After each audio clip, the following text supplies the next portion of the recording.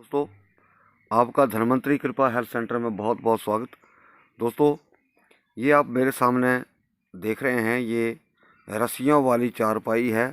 तो आजकल घरों में बहुत कम ये पाई जाती है, लेकिन जिस किसी को भी स्पाइन की प्रॉब्लम है, L4 L5 S1 की समस्या है, कमर की नस दब गई है, साइटिका है, दोस्तों इस चारपाई के ऊपर वो अपना एक आसान इलाज या उससे दर्द में आप आराम से राहत पा सकते हैं।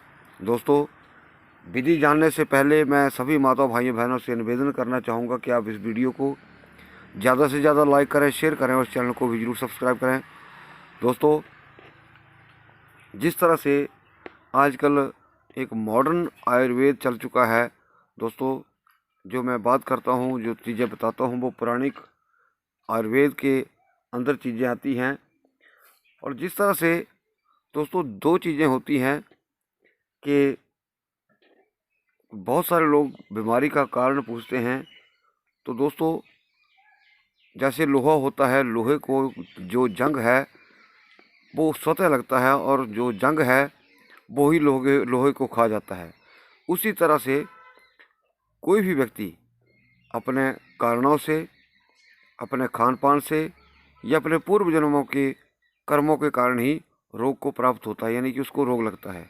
दोस्तों, कहने का भाव यह है कि मैं बहुत सारे वीडियोज़ के अंदर बोलता हूँ कि कम से कम ये चीज़ें मत खाइए, ये परहेज करिए, ये ना खाएं, ये खाएं, पर कुछ लोग फिर भी नहीं मानते हैं और आराम ढूंढते हैं।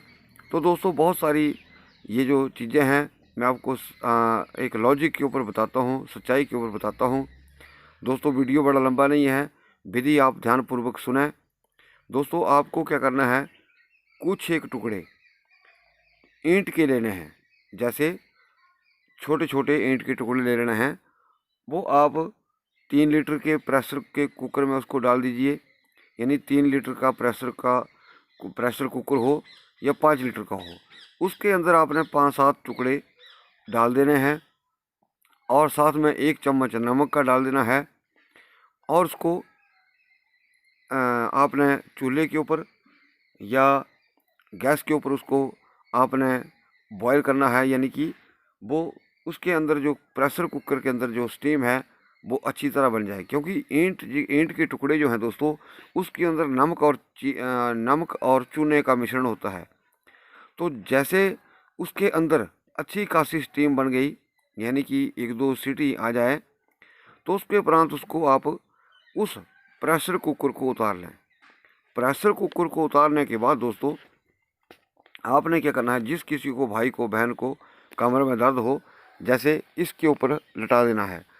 हाँ, कमर पर से जो आपकी कमीज़ है या बनियान है उसको हटा लें वहाँ से, और इस तरह की चारपाई हो जैसे मैं आपको बता रहा हूँ, वो सीटी निकाल करके, प्रेशर कुकर की सीटी को निकाल करके उसकी आप वहाँ पे स्टीम दीजिए। जैसे ही आप प्रेशर कुकर की सीटी निकालेंगे, जो उसका वेपोराइज्ड है, जो उसका भाप है, वो आपकी पीठ को छुएगा और हल्का गर्म होगा।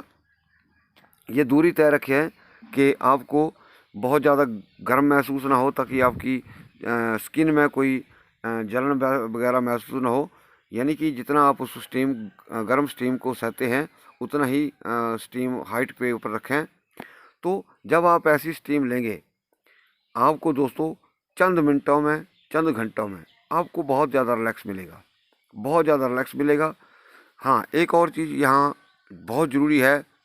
बहुत सारे लोग ऐसा बोलते हैं कि मेरी स्पाइन का जो मणका है उसका गैप कम हो गया है या गैप जो है बढ़ गया है। उसका भी मैं तरीका बताने वाला हूँ। तो अगर आप स्टीम दे रहे हैं तो एक ही जगह प्रेशर कुकर को नहीं रखें, थोड़ा थोड़ा ऐसे उसको आगे पीछे, जो दूसरा व्यक्ति है वो उसको आगे पीछे करता रहे, जैसे हम प्रेस करते हैं तो कुकर को थोड़ा थोड़ा आगे पीछे करता रहे, या ऊपर से उसको हटा भी सकते हैं, हिला भी सकते हैं, ताकि वो स्टीम जो है वो पूरा एरिया कवर करे। अब दोस्तों बात आती है कि आपके मणके का जो स्पाइन का गैप है, कम है, ज़्यादा है, वो कैसे ठीक होता है। दोस्तों, बहुत सारे वीडियोज़ के अंदर मैं कह चुका हूँ कि जब भी व्यक्ति रात को सोता है तो हमारी स्पाइन की रीढ़ की हड्डी जो है वो फैलती है, उसके वर्टिब्रल में गैप आते हैं, फैल जाती है। लगभग 1 से 1.5 इंच तक हमारी जो स्पाइन है वो रात को फैलती है सोने के बाद। और जैसे हम सुबह उठते हैं तो कुछ देर के बाद वो स्पाइन जो है वो अपनी जगह उसी लेवल में आ जाती है। तो कुछ लोगों को बात के कारण जो वायु विकार अंदर ज़्यादा होता है, वो स्पाइन जो है उसके मणके जो हैं, कुछ एक मणके जो होते हैं अपनी जगह के ऊपर नहीं आ पाते, जिसकी वजह से जो गैप है, जैसे एक मणके का गैप ज़्यादा हो गया, दूसरे का कम हो गया, नेचुरली ही जो मणकों का गैप के बीच की नसें वो दब जाएगी और आपको कमर में दर्द या टांगों में दर्द, घुटनों में दर्द या कुछ भी जो भी मणके से रिलेटेड आपको दिक्कत हो सकती है कमर में, टांगों में। तो कहने का मतलब है कि जब हम साथ में वातनाशक दवाइयाँ या तेल का भी इस्तेमाल करेंगे और कुछ तरह से जो मैंने तरीके बताता हूँ, अगर आप उसको भी साथ में इंक्लूड करेंगे तो दोस्तों निश्चित तौर पर फ़ायदा होगा। अब दोस्तों स्पाइन को ठीक करने के बहुत सारी विधियाँ हैं, बहुत सारी दवाइयाँ हैं, बहुत सारे तरीके भी हैं, बहुत सारे लेप हैं, बहुत सारे तरीके हैं, बहुत सारे तेल हैं। तो अगर आप इसको स्पाइन को जैसे मैंने बताया स्टीम करने के बाद आप उसको वहाँ से पोंछ लीजिए। पोंछने के उपरांत आप क्या करें कि लहसुन का तेल या जैतून का तेल या अरंडी के तेल की आप मालिश कर लें। या अगर आपको लहसुन का तेल बनाना है तो 50-100 ग्राम सरसों का तेल लेकर के उसमें 50 ग्राम लहसुन को, कुचला हुआ लहसुन को कूट करके आप उसमें डालिए, पकाइए तेल के अंदर। उसके अंदर थोड़ा सा नमक डालें, थोड़ा सा उसमें अजवाइन भी डालें। जब ये सारी चीज़ें काली हो जाती हैं, जल जाती हैं, उसको आप छान कर सुरक्षित रख लें। उस तेल को आप कमर में या जहाँ भी आपको दर्द है वहाँ इस्तेमाल कर सकते हैं। दोस्तों तेल से हमेशा जो हमारी स्पाइन है वो फ्लेक्सिबल होती है। दोस्तों जिस किसी भी व्यक्ति की या माता बहन की स्पाइन जो है फ्लेक्सिबल होगी, उतने ही उसको कमर में राहत मिलेगी। तेल हमेशा स्पाइन को या हड्डियों को फ्लेक्सिबल करते हैं। और ये जो फ्लेक्सिबिलिटी है, जब हमारी स्पाइन के अंदर फ्लेक्सिबिलिटी कम हो जाती है दोस्तों, निश्चित तौर पर हमें स्पाइन की प्रॉब्लम होती है। चाहे वो कोई भी वर्टिब्रास हो, चाहे वो सर्वाइकल स्पॉन्डिलाइटिस हो, चाहे वो लंबर स्पॉन्डिलाइटिस हो। तो दोस्तों वीडियो को आप ज़्यादा से ज़्यादा लाइक करें, शेयर करें और इस चैनल को भी जरूर सब्सक्राइब करें। वीडियो को देखने के लिए बहुत बहुत धन्यवाद। नमस्कार।